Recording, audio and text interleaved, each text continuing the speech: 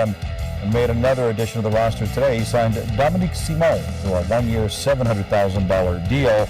The 26-year-old had 22 points in 64 games with the Pittsburgh Penguins last year. Okay, guys, so now it's time to dissect the Flames roster after Brad Treliving made some serious moves in the offseason. And as we do this, we want to point out this is not a depth. This is only a depth chart. We're not actually projecting the line combos or deep pairings. Craig, let's begin with you. Is this team better, worse, or the same as last year's edition? A lot better. And as you pointed out, Gino, the Calgary Flames haven't had a #1 goaltender since Mika Kiprusoff retired. It's been a revolving door of hopes, and sometimes those hopes were reached, and a lot of times those hopes were dashed. Now they have no worries. Markstrom's been one of the best 5-6 goalies in the league the last 2 seasons. And adding Chris Tanev, a right-shot defenseman, to that group that has Rasmus Andersson, Mark Giordano, Noah Hannafin, and the return of Juuso Valimaki, that's a really solid blue line and a very solid group of defensemen. And now Markstrom won't be asked to clean up as much as he was asked to clean up in Vancouver. And I think this is a much, much improved team hitting the ice for the 2021-20 season. Yeah, I'm on board with that as well, Craig. And look, just to rewind here a little bit, a day or two leading up to free agent frenzy on Friday, October 9th, the Calgary Flames had no clear indication as to what would happen with Jacob Markstrom at that point.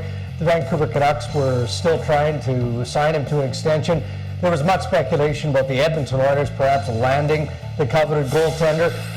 Calgary wasn't overly confident that they would be able to get Jacob Markstrom, but they end up finding a way and they pay for it, but he's a high-quality goaltender. They do get more competitive on the back end with Chris Tanev, take some of the sting away from losing TJ Brodie as an example on that right side. And I think it should also be noted, Brad Treliving was in on just about everything leading up to free agent frenzy, including trade discussions with the Columbus Blue Jackets on Josh Anderson. Now, in fairness to Treliving, the ask from Calgary was just too much. But I like Calgary's team, and I think they're much better as well. All right, so that's what Darren and Craig think, but what do you, the viewers, think? We asked that very question in preparation for today's show, and according to you, only 44% of you think the Flames are better, while 31% say you think they're the same. All right, Dregs, so what's next for Brad Treliving moving forward?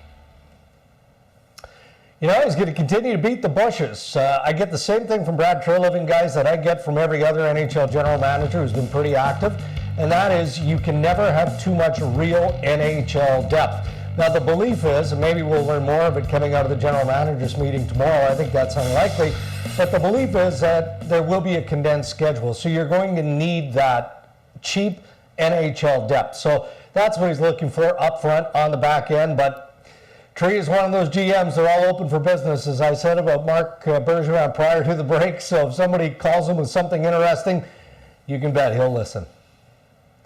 Well, and to your point, Darren, I mean, Brad Treliving really does not leave any stone unturned with respect to trying to improve his team. But, you can go and find depth. You can go and find a right winger. You can go find this player or that player. Without the goaltending in place and without the solidification of the blue line, nothing else would matter. The Calgary Flames have been a good scoring team. They've had the offensive weapons. They've had a Norris Trophy winner.